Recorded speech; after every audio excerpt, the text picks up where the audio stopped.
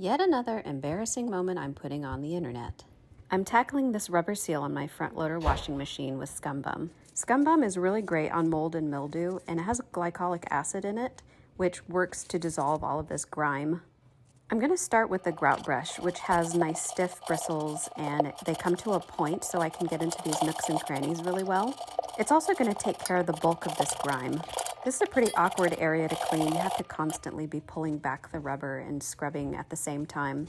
I'm using a pretty thoroughly soaked cotton cloth so I can rinse it free at the same time as wipe away a lot of that bulk. Next, I'm going to tackle the details with my professional toothbrush. It has really sturdy bristles, and the size of it just lets me get into all these little details. As a side note, you'll notice I'm not using bleach, and I generally don't like to use bleach in my home. And Scum Bum is completely non-toxic, and it's biodegradable, and it's very safe to be around. This one area was super stained, and although I know I got the mold and the mildew off, I know that the rubber was just in bad enough shape that the staining was not going to come off.